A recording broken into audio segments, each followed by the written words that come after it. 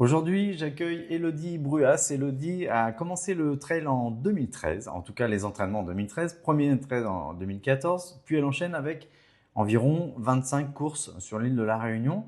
Elodie, bonjour, Bonjour Gwen. tu vas bien? Oui, très bien et toi? Super. Elodie, aujourd'hui je t'accueille pour que tu nous parles un peu en gros, de ton activité de sportive. Oui, Mais alors j'ai un scoop. Tu es sportive, mais tu es aussi entrepreneur, puisque tu es photographe professionnel. depuis un peu plus d'un an. D'accord. Et tu es maman aussi. Alors, c'est pas une activité professionnelle, mais ça prend du temps. Oui. Donc une toute première question par rapport à ça. Comment est-ce que tu réussis à organiser toute ton activité, à la fois de sportive, mais aussi de maman et évidemment de professionnelle? Comment tu jongles avec ces trois activités? Alors déjà, j'ai toujours été sportive, bien avant d'être maman. Et j'ai longtemps été salariée. En fait, j'ai été salariée jusqu'à il y a un an et demi. Donc l'organisation, elle est venue plus avec l'entrepreneuriat. C'est là le jonglage. J'ai toujours fait une place importante au sport, donc ça n'a pas vraiment changé en étant maman ou à mon compte. Je fais mes choix, on va dire, je jongle, j'aime bien ça. D'accord, très bien. Cette année, est-ce que tu as participé à des trails cette année? Des petits trails cette année. D'accord. Oui, en janvier, et là j'ai fait le trail du volcan le 1er mai. Cette année, c'est un peu plus calme que les autres années. J'ai fait la Mascareigne en octobre dernier. Et voilà, un peu plus calme cette année. D'accord, c'est vrai qu'on s'était croisés l'année dernière avant la Masca. Oui, Je t'avais envoyé un petit message d'encouragement, je me souviens. qui m'avait beaucoup servi. Ouais, je t'avais dit, bon, bah, nourris-toi des applaudissements, tu verras, ça porte en fait, hein. Oui. Ça aide beaucoup dans les courses. Et j'y ai beaucoup pensé d'ailleurs, c'est pour ça que je t'ai écrit après, parce que ça avait été un petit peu difficile pour moi cette année, la Mascareigne, enfin l'année dernière. Et j'ai pensé beaucoup à cette petite phrase qui aide dans les moments difficiles où on a du soutien tout azimut, mais Et oui, parfois on a compte. besoin d'un petit boost, hein. C'est pas facile ces courses, hein. Complètement. Ouais, très bien. Alors, j'ai une série de questions pour toi. On va prendre le temps et puis essayer d'échanger un peu là-dessus et voir un petit peu quelles sont tes réactions par rapport à différents sujets. La première, c'est qu'est-ce que tu fais le matin quand tu te réveilles? Est-ce que tu as une routine? Est-ce que tu as quelque chose que tu mets en place systématiquement ou est-ce qu'au contraire, je vais dire, tu as une vie de maman classique? Alors, la première chose que je fais, c'est pas forcément, c'est regarder mon téléphone. Déjà, c'est pas une super routine, mais après, c'est de boire de l'eau. Ça, c'est vraiment quelque chose de et prendre un petit déjeuner. Ma première routine, ça a toujours été ça, c'est manger. Le matin, je mange. Tu as besoin de Beaucoup. manger, quoi. Oui, D'accord, ok, beaucoup. oui, Ouais, et d'accord. surtout assez sucré. D'accord, ok. C'est pas forcément Ce qui est un peu recommandé. à contresens des recommandations des sportifs de haut niveau, en tout cas, enfin, Oui. pour l'ultra trail par exemple. J'essaye de remplacer un peu davantage par des protéines, mais c'est pas encore évident. C'est pas acquis? Non, pas du tout. D'accord. Dans le sport, on a beaucoup de choses qu'on développe et puis parfois on rêve un peu. Si tu pouvais avoir un super pouvoir pour améliorer tes performances sportives, ce serait quoi? De voler dans les sentiers, d'avoir des ailes. Ouais, je sais pas, d'améliorer, d'avoir de me propulser davantage dans les sentiers. Donc, D'accord. Un petit moteur, quoi. un petit moteur, hein, Ouais. ça serait bien. C'est pas mal, ouais. Écoute, on va en parler. Je suis sûr qu'il y a des gens qui développent ce genre de choses. Blague à part, j'ai vu il n'y a pas très longtemps qu'il y avait des développements d'exosquelettes qui aidaient les gens qui sont en fauteuil roulant à se tenir debout. Et j'ai vu qu'il y avait justement des études de fait pour les sportifs avec ces exosquelettes. Et je me dis probablement un jour, on aura l'apparition de ces exosquelettes sur des courses pour soutenir les gens, pour éviter l'effet fatigue ou les douleurs peut-être. Oui, oui. Donc, bon, c'est assez impressionnant. Alors, est-ce que tu aurais un moment drôle à nous raconter qui s'est passé sur le terrain, dans une course ou dans une compétition sportive? Alors en trail, comme on avait évoqué déjà, il y a beaucoup de choses un peu épiques. Euh, et sur les sentiers, quand on a beaucoup de monde, des courses avec énormément de flux de personnes, bah forcément, et c'est pas forcément très drôle, mais c'est ce qui fait partie aussi du folklore, c'est ça sent pas forcément très bon, et on trouve des choses sur les côtés des sentiers qu'on n'a pas envie de trouver, et de marcher en plein milieu de sentiers. Parfois, on se demande ce qui s'est... Voilà, il y a eu une urgence et on trouve Au milieu, au du milieu chemin. du chemin. D'accord. Et ouais, Ok. sur le coup, on trouve ça quand même assez drôle en fait, Ouais. parce qu'on s'y attend pas. Ah ouais, j'imagine, ouais, forcément, ouais. Mais c'est vrai qu'il y a énormément de coureurs, donc forcément sur l'ensemble de ces coureurs, il y a des gens qui sont obligés de s'arrêter à un moment pour satisfaire un besoin, quoi, j'imagine. Oui, oui. Donc, ouais. Ok, bon. Ouais, effectivement, il faut juste pas mettre le pied dedans, quoi. C'est ça. En tant que sportive, sur les sentiers, c'est quoi ta plus grande peur? De tomber. Tomber. C'est pas une peur quand je cours, mais oui, de perdre l'équilibre. Parce que voilà, on est à La Réunion, qui a quand même des sentiers escarpés. Je me rappelle le trail de minuit l'année dernière où on court de nuit sur la canalisation des Orangers, et on a toujours en tête ce moment où on pourrait à tout moment peut-être perdre l'équilibre, on ne sait pas pourquoi, et la peur du vide, la peur de... Donc en plus de quand même de toute la préparation qu'il y a autour du trail ou de l'ultra trail, donc la préparation physique, l'alimentation, la préparation mentale évidemment aussi, il y a tout ce côté à gérer. C'est-à-dire, alors ça fait un peu partie de la préparation mentale, hein, c'est les peurs, mais c'est vrai que tu parles de la canalisation des Orangers, c'est un sentier très impressionnant de jour. Oui, Parce qu'on déjà voit, de jour. il y a quand même un ravin hyper impressionnant. Donc, c'est pas la peur de tomber, c'est la peur de te mettre en danger dans un sentier qui serait potentiellement un peu étroit ou qui vraiment présente des dangers en fait. De chuter, parce que ça peut toujours arriver d'être tombé sur un petit galet, et voilà, de chuter du mauvais côté. Oui, j'entends bien. La mauvaise chute, quoi. Ouais. D'accord. Quel est le plat auquel tu ne peux pas résister après une compétition? Alors, avant que tu me répondes, j'ai vu il n'y a pas très longtemps, alors c'était pas Mathieu Blanchard, mais j'ai vu un ultra-trailer assez connu qui, à un ravito, mange un hamburger. Et je me suis dit, waouh, comment est-ce qu'il fait? C'est gras, il y a du pain blanc, enfin, je ne sais pas comment il fait pour repartir tout en digérant ça, parce que le problème, c'est la digestion derrière, bien évidemment. Et en fait, je me suis rendu compte en cherchant qu'il y avait des sportifs, dont les ultra-trailers, qui mangent mais tout et n'importe quoi sur les ravitaux. Alors, le repas d'après, c'est le repas plaisir, oui. On est clair, mais sur les ravitaux, j'étais vraiment impressionné. Donc, toi, c'est quoi ton plat préféré? Donc après course ou sur le ravito? Après course. Après course, pareil, je m'autorise, je me pose même pas de questions. Donc ça peut être pizza, burger, sushi, voilà. Souvent, je me pose pas de questions, je m'autorise, parce que voilà, l'effort était suffisamment grand pour que je puisse, sans culpabilité. Donc je dirais burger ou pizza, c'est plus souvent ce que je mange après une course. D'accord, ah ouais, c'est marrant parce que là, pour le coup, quand on est en face de toi, on n'imagine pas quoi. Tu as quand même t'as une silhouette athlétique et je me dis, ouais, elle mange des burgers après sa course, quoi. Oui, Okay.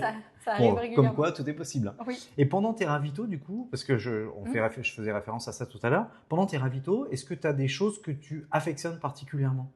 Alors, pour les ravitaux, je suis assez difficile. Je ne mange pas énormément de choses sur les ravitaux. Moi, je suis beaucoup en autosuffisance. J'ai mes propres petits compléments, petites barres que j'affectionne. Sur les ravitaux, je vais plutôt aller vers de la banane ou un peu de patate douce. Beaucoup de chips, parce que j'ai tendance à avoir avec moi beaucoup de sucré. Et je suis contente d'avoir quelques chips sur les ravitaux. Un peu d'orange aussi, j'aime bien. D'accord. Bon, toi, tu es un bec sucré, comme on dit.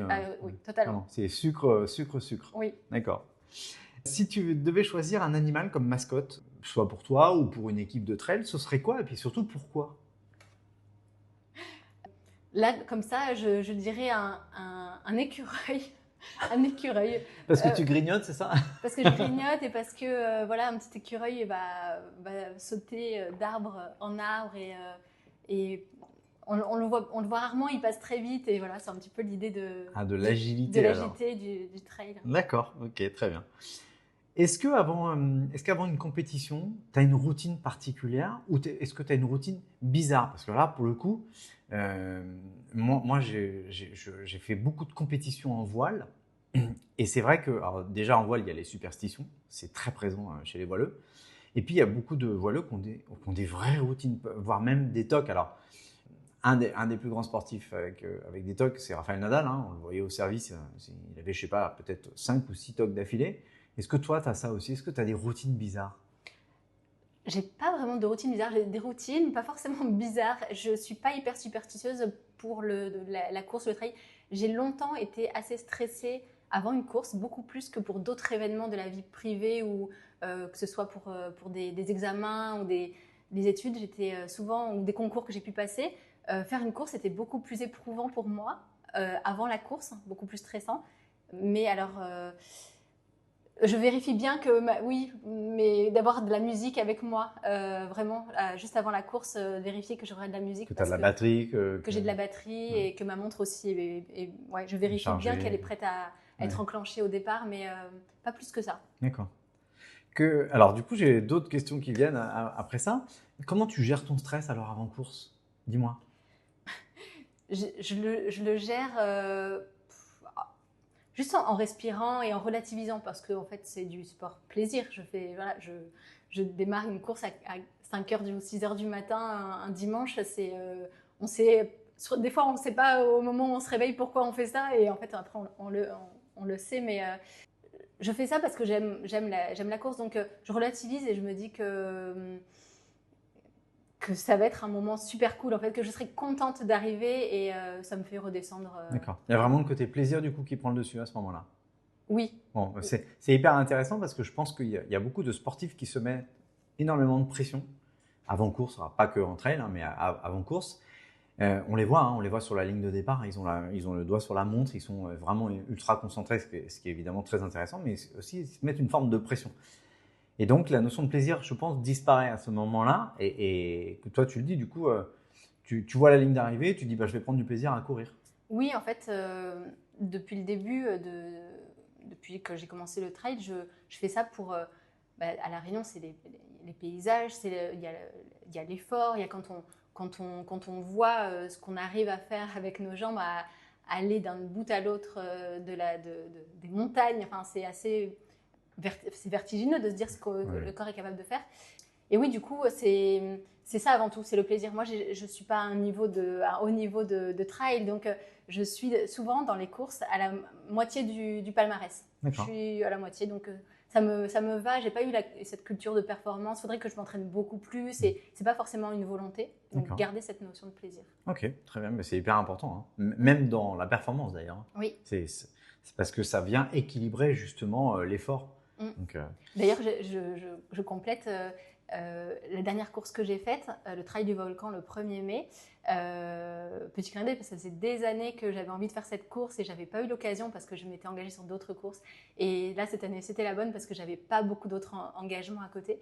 Et en fait, je trouve que ça a été aujourd'hui, hein, parce que je veux en faire d'autres, hein, mais une des plus belles courses en termes de paysage, de plaisir que j'ai pu prendre sur cette course.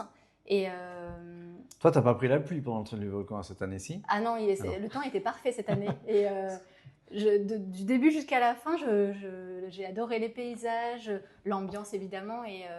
Et cette fois, j'ai couru avec une amie qui était là aussi, ce qui est assez rare. Souvent, chacun fait sa course et là, on a fini la course ensemble. En binôme, quoi. Voilà, donc c'était assez différent, mais chouette. Okay. Parce que moi, j'ai accompagné un coureur en préparation mentale l'année dernière sur le Trail du Volcan, et le pauvre, il a pris la pluie du début jusqu'à la fin, quoi. Pareil, j'avais entendu ces échos-là, j'avais une petite crainte et mon côté très optimiste me disait ça va bien se passer. Il va faire beau, il va faire beau. Il a fait beau. Bah, ça marche. C'est bien, c'est plutôt une bonne chose. Là, j'ai un jeu de cartes. On imagine que dans ce jeu de cartes, il y a des grands noms de sportifs, de trailers, mais pas que, des grands sportifs. Si tu devais choisir un partenaire idéal pour un relais sur une course, tu choisirais qui? Ça, c'est une question à laquelle je ne sais pas trop répondre. En fait, si. Pas quelqu'un de connu, pas grand sportif, mais pareil, un petit clin d'œil en fait à une sportive qui a un niveau important à son échelle. Elle s'appelle Anne et c'est un peu grâce à elle que j'ai commencé à courir, même pas faire de trail, c'est à courir. Je la suivais sur les réseaux, sur Insta et j'aimais bien son mood et je courais pas du tout à l'époque. Et en fait, la petite histoire, c'est que un jour, je vois une photo qu'elle partage. Et je me dis, ça donne envie quand même, ce petit mood-là, de se mettre à courir. Et j'ai commencé comme ça, en métropole. En plein hiver, il y avait du Mistral, il faisait super froid. J'ai commencé et en fait, j'ai plus jamais arrêté. Et après, je suis revenue à La Réunion. J'ai continué le trail. Et l'anecdote, c'est qu'en fait, je l'ai croisée sur ma première Mascareigne en 2022. Elle était au départ. Et je me suis dit, c'est assez incroyable. C'est elle, grâce à elle, que j'ai commencé à courir et à faire du trail après. Et elle est là, en fait, pour ma première plus grosse course, en fait. Donc, j'ai pris une photo avec elle, j'étais assez fière. Donc, ça serait avec elle, en fait. D'accord, ok. Mais je crois que je la connais, en fait. Anne. Ouais. Oui. Je pense que je la connais parce que... Elle est triathlète et ça me parle, ce nom. Ouais. Ok, mais très et bien. elle m'inspire toujours. C'est génial. On a tous besoin d'inspiration de Mm-hmm. toute façon. Hein. Dans le sport, c'est important d'avoir des icônes, des gens qui tout simplement nous donnent envie de faire. Hein. Oui. Parce que, ok, très bien. Bah, écoute, si j'ai l'occasion, je lui enverrai un petit message, comme ça je l'inviterai pour le podcast. Ah, ça serait super. Ce serait chouette. Alors tout à l'heure, tu faisais référence à la musique. J'ai envie de te poser une question. Moi, je suis musicien et la musique a vraiment une importance forte dans ma vie. Qu'est-ce qui te motive le plus dans les musiques? Est-ce que tu as des musiques types que tu écoutes? Est-ce que tu as une playlist avant compétition? Est-ce que tu as une playlist pendant la compétition? Comment tu gères l'organisation musicale Parce qu'il y a de plus en plus de sportifs qui se mettent dans des bulles, hein, qui ont des casques. Oui. Et comment tu fais, toi? Moi, j'ai mes petits écouteurs aussi. Et oui, je me mets dans une bulle. Moi, j'écoute de la musique sur des courses de jour, on va dire. La nuit, je ne mets pas de musique. J'aime bien être connectée un peu à la nature et à l'environnement. Ma playlist, elle est la même quand je m'entraîne et quand je fais une course, une compétition. Parfois, je rajoute quelques morceaux en me disant j'aimerais bien écouter ça à ce moment-là. Souvent, des fois, je prépare, pour les Mascareignes, c'était le cas, les 2 dernières chansons juste avant la ligne d'arrivée. Je sais quelle chanson je vais écouter. Moi, j'écoute beaucoup de chansons de musique qui bougent beaucoup, en fait, qui me donnent du peps. Hein. Donc, okay. Qui dynamise ta course, quoi. Oui, qui dynamise. Et moi, je suis assez musique un peu latino-reggaeton. En fait, c'est mon petit... oui. Bon, bah, c'est bien. Et ça me booste, en fait. D'accord, donc si on te voit danser 3-4 pas de salsa dans les chemins, c'est normal. Oui, oui. Okay. Ça marche. Tout à l'heure, on parlait d'athlètes, de personnes qui nous inspirent. Si demain, je fais un podcast avec une possibilité d'inviter quelqu'un de vraiment inspirant, alors du coup, je ne te parle pas forcément de Anne, t'inviterais qui, toi? Je ne sais pas. Tu sais pas? Non. Ok. Il n'y a pas des sportifs que tu... Alors, je ne vais pas forcément parler d'admiration, parce qu'on n'est pas obligé d'être dans l'admiration, mais des sportifs qui t'inspirent, en fait. Des gens qui ont une telle carrière sportive que tu te dis, waouh, c'est quand même juste impressionnant. Là, il y a quelques jours, il y avait l'hommage de Roland Garros à Rafael Nadal, oui. qui a quand même gagné 14 titres sur place. Je me dis, 14 titres... ça inspire le respect, en fait. Je me dis, ce sportif-là, en plus, il est plein d'humilité. Si demain, je devais faire un podcast avec un grand sportif, bon, si je peux inviter Rafa, je suis preneur. Ah oui, complètement. Mais d'ailleurs, ça me parle, j'allais dire André Agassi, mais en fait, parce que j'ai aussi fait du tennis quand j'étais plus jeune et que j'adore les sports de raquette de façon générale. Mais oui, peut-être un tennisman. D'accord. Bon, André Agassi, c'est un super joueur aussi. Hein. Oui, clairement. Oui. D'accord. Est-ce qu'il t'est déjà arrivé de faire des gaffes en compétition Est-ce que tu as là comme ça en tête un souvenir d'une gaffe ou d'un raté, je sais pas, ça peut, tu sais, parfois on peut se planter de chemin, enfin ça arrive, hein, malgré le balisage. Une gaffe? Non, des gamelles, des chutes, oui, mais gaffe, non, je vois pas de gaffe particulière. Ok, les chutes dont tu parles là, entre elles, oui. Elles peuvent être light, elles peuvent être bénignes, mais elles peuvent être aussi assez importantes. Parfois, on voit beaucoup de coureurs blessés. Hein. Régulièrement, je vois des gens qui descendent le Santé-Cala dans un état assez dramatique. Tu t'es déjà fait mal sur une chute? Alors, je me suis déjà bien fait mal. Heureusement, c'était ni à la tête, ni à un endroit trop risqué, on va dire, vital. Lors d'une Mascarene, j'avais chuté. Sur le coup, je pensais que c'était pas grave au niveau de la jambe et du mollet. J'ai toujours eu beaucoup de chance dans mes chutes, on va dire. Je me suis toujours bien rattrapée. Et là, cette fois-ci, j'ai fini ma course tranquille. Et en fait, c'est après l'après-course où je me suis rendu compte de l'ampleur de la blessure que j'avais. Et le bleu que j'ai eu peut-être pendant 3 semaines, 1 mois, qui était assez colossal en fait. Et c'est vraiment après coup, comme si le corps c'était. Il fallait pas que je voie tout de suite à quoi ça ressemblait et après il a mis du temps à. Tu sais qu'il y a l'effet adrénaline en fait. Hein. C'est que comme on produit beaucoup d'adrénaline pendant l'épreuve sportive, et en plus on va avoir un shoot en fait au moment de la chute parce que forcément on a peur. Souvent ça va masquer la douleur. Et on voit régulièrement des sportifs qui se fracturent un orteil et qui finissent leur course avec l'orteil fracturé. Et à l'arrivée, ils ont mal, mais seulement à l'arrivée, ce qui est quand même assez fou. Hein. Oui, c'est complètement fou. Le corps. Donc tu t'es baladé avec un hématome pendant 1 mois avec des douleurs. Ah oui, c'était énorme. C'était sympa. C'est quoi ton plus grand secret pour rester motivé, même les jours difficiles? On sait que la motivation, c'est en haut, en bas, c'est jamais régulé. C'est quoi, toi, ton secret? Moi, j'essaye toujours d'être assez de trouver un équilibre dans mes entraînements. Il y a eu des périodes où j'étais vraiment très focus sur beaucoup d'entraînements parce que j'avais des objectifs de course, etc. Mais au quotidien, c'est de savoir de quand même m'écouter en fait. Et que c'est pas grave si cette fois-ci, je sens que je suis un peu fatiguée, je ne vais pas courir. Je sais que je suis suffisamment rigoureuse et l'envie d'obtenir des résultats sur du long terme que j'arrive à m'organiser et à rester focus, à équilibrer mon entraînement sur un temps long. Donc en fait, ce que tu dis, j'essaie de traduire un petit peu, tu dis que la discipline prend le pas en fait. La discipline complètement, oui. Bon. C'est un équilibre de vie en fait, une discipline. D'accord. Bon, mais c'est hyper important parce que c'est vrai que parfois, on voit bien, par exemple, pour les salles de sport, les gens s'inscrivent au mois de janvier, au mois de février, il n'y a plus personne. Ah, ça n'a jamais été moi, ça. La motivation tombe très rapidement. Non, mais c'est vrai que dans la majorité, alors j'ai pas de statistiques, hein, mais dans la majorité des cas, les gens qui s'inscrivent en disant allez, c'est bon, je vais à la salle, ça ne dure pas longtemps. Parce que, tu le dis, ce qui est important, c'est justement de s'astreindre à quelque chose, d'avoir une discipline. Même si c'est 10 minutes aujourd'hui, c'est 10 minutes aujourd'hui. J'y vais. Et savoir pourquoi on le fait. En fait, c'est quoi la motivation derrière, comme pour toute chose dans la vie, bien sûr. Mais le sport, c'est pourquoi on le fait. Qu'est-ce que ça nous apporte? Et, plein de choses. Hein. Le sport, il nous apporte plein de choses. Moi, quand j'ai toujours fait beaucoup de sport en salle avant de courir.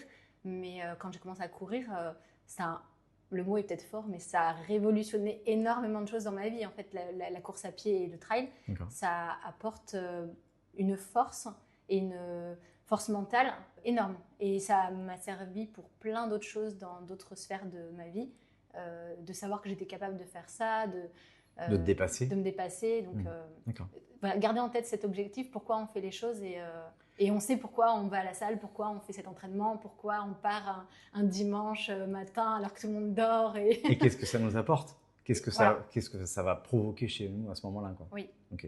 Bon, je referai un petit podcast sur les objectifs. Merci en tout cas. Alors, si le sport était un film, ce serait quoi son titre? Est-ce que tu as une petite idée d'un titre de film? Alors, pas forcément en lien connecté avec le sport, hein, mais il y a un film, toi, qui t'inspire, là, comme ça? Non? Non. C'est vrai? T'es pas cinéma? J'ai du mal à retenir des titres de films. Ah bah, bienvenue au club. Je vois beaucoup de films, mais retenir un titre et parfois même relater l'histoire et la morale, etc., c'est une difficulté. Donc, d'accord. Bon, on va oublier le titre de film alors. Hein. Oui, je pense. Quelle est la plus drôle des excuses que tu aies jamais entendues pour justifier une défaite? Tu sais, parfois, les gens sont assez drôles quand même. Ils vont pas au bout de leur course et puis ils se trouvent des prétextes pour justifier la course ou une défaite en compétition. On parlait de tennis tout à l'heure. Enfin, tout est possible. Oui. Alors, oui, moi, il y a quelque chose que je n'ai jamais compris, je ne comprends toujours pas. C'est quand on sait qu'on ne va pas arriver à tel palmarès, à tel... de dire de s'arrêter parce qu'on sait que ça c'est plus dans le top 10, j'imagine, top 10, top 20, mais d'abandonner une course parce qu'on Parce qu'on sait qu'on ne va pas être dans le bon classement. Ouais, on sait d'avance que c'est perdu et du coup, Voilà. on s'arrête plutôt que d'aller au bout. Alors les excuses, peut-être une blessure, peut-être je ne sais pas, n'importe laquelle, mais la vraie raison, c'est que c'est ça. Et je ne comprends pas, c'est pas l'esprit sportif que j'ai. D'accord. Mais c'est vrai que c'est clairement, ne pas aller au bout d'une course quand on sait ce que ça représente en termes de préparation, c'est un peu dommage, quoi. Est-ce que tu as déjà eu une rencontre un peu bizarre ou un peu embarrassante avec des gens sur les sentiers alors, il y a beaucoup de gens qui, évidemment, nous encouragent, nous applaudissent, voilà, vous soutiennent vraiment, quoi. Parfois même, il y a des gens qui sont avec de l'eau à manger sur le bord du chemin alors qu'on n'est pas au ravito. Enfin, c'est hyper, hyper sympa. Est-ce que tu as déjà eu une rencontre un peu hors norme? Pas vraiment hors norme. Ce qui est drôle, c'est de voir la diversité des gens et des rencontres et des discussions qu'on peut avoir au fil des courses. Parce que le trail, je trouve que c'est une discipline où on a tout un type de profil très très varié en fait, de personnes et d'horizons différents. Mais peut-être ah oui, si, peut-être des rastas très, très, très animés, des gens qui sont à côté pieds nus aussi dans les sentiers, j'en ai déjà vu. D'accord. Voilà. Bon, ceci dit, moi aussi, pas dans le cadre d'un trail, mais j'ai déjà vu des gens monter et redescendre la brèche depuis le Maïdo, là, pieds nus. Oui. Et je me dis, et moi qui souffrais avec les baskets, je me dis, mais comment ils font? Oui, oui. Ok. On a parlé d'alimentation tout à l'heure. J'ai une question sur la boisson. Est-ce que tu as une préférence sur les boissons pendant course ou pendant tes entraînements? Tu es à l'eau ou au contraire, tu es sur plutôt boisson ISO? Oui, en fait, j'ai les deux. J'ai de l'eau et boisson ISO. D'accord. Oui. Ok. Parce que moi, j'ai déjà vu des gens avec du coca dans les gourdes pendant les courses et ça m'impressionne. Oui, alors d'ailleurs, le coca, c'est la seule boisson que je bois que en course. Et encore pas en grande quantité, mais qui m'a sauvée. J'ai un scoop pour le sucre. Qui m'a sauvée parce que Mascareigne, il y a 2022, il avait fait Il avait fait non, très très chaud. C'était pas la Mascareigne, c'est la Zambrocale en 2023. Et très très chaud. Oui, c'était l'année où il y avait eu beaucoup d'abandon. Énormément d'abandon. Enfin, c'était très dur. Et moi, j'avais fait la portion Mafat. Et là, j'ai failli faire un malaise. J'arrivais plus à m'alimenter. Et le coca m'a redonné un coup de peps. Donc oui, il y a eu le sucre. D'accord. Et c'est vraiment une des boissons que je ne vais pas mettre dans ma flasque. Mais par contre, si elle est au ravito, je suis contente. Tu vas en prendre. Oui. D'accord. Sans les bulles, j'imagine. Sans, avec, n'importe. Tu prends ce qu'il y a, quoi. Oui. D'accord. Ok. Demain, on imagine que tu as une possibilité folle de partager une journée avec un athlète. Alors encore une fois, je reviens à cette idée d'aller chercher des gens inspirants.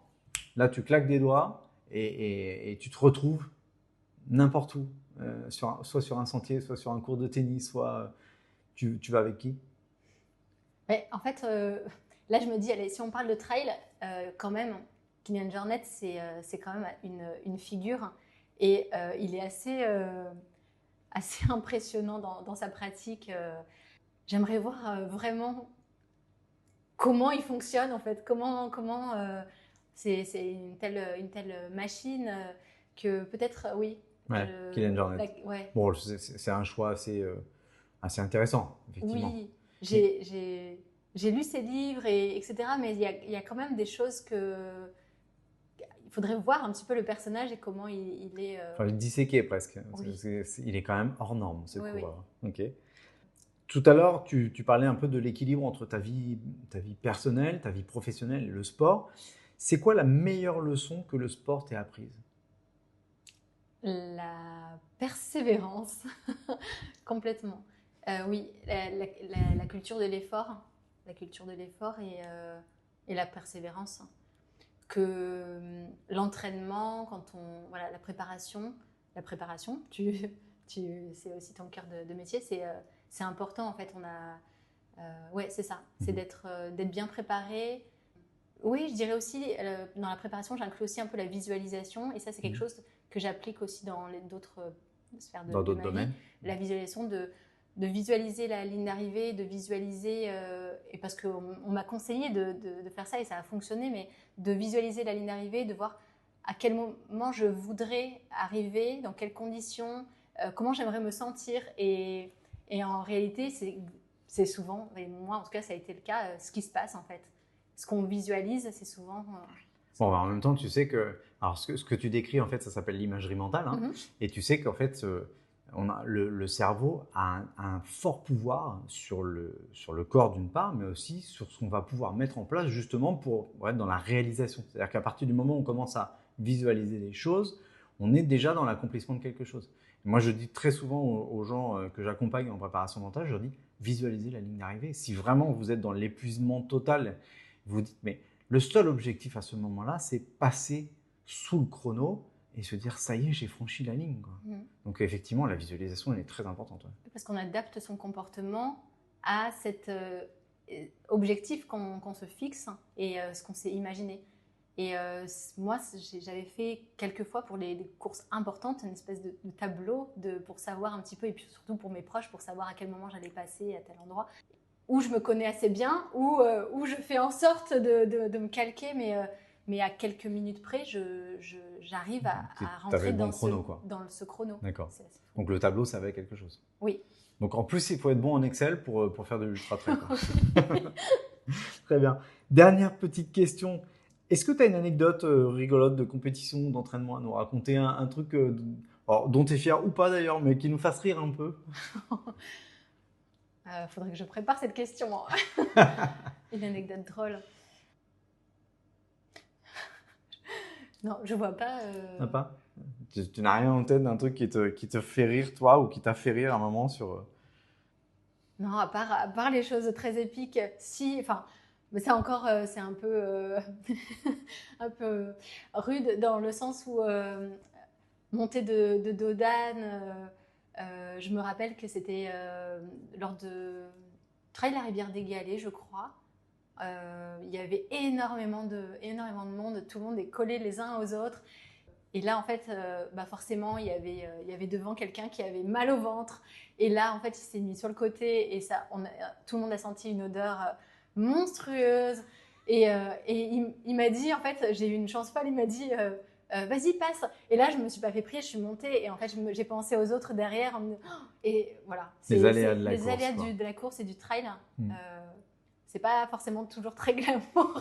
C'est-à-dire, en fait, le corps est tellement mis à rude épreuve que parfois, on a du mal à contrôler plein de choses. C'est vrai qu'on le sait, par exemple, que la digestion est très difficile en course parce qu'on n'a plus de sang, il n'y a plus d'irrigation à ce moment-là. Les jambes, le cœur et le cerveau sont prioritaires.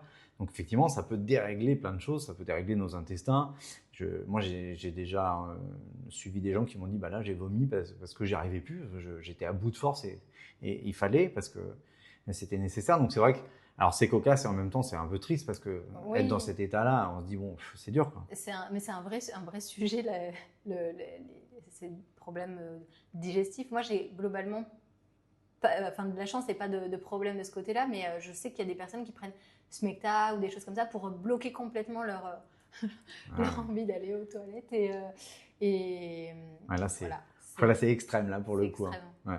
Mais il y en a qui font de la prévention pour éviter surtout sur des courses qui durent 10 ou 15 heures, voire plus. Ok. Écoute, Élodie, merci beaucoup de ce partage. Franchement, c'était un plaisir d'échanger avec toi sur ton parcours.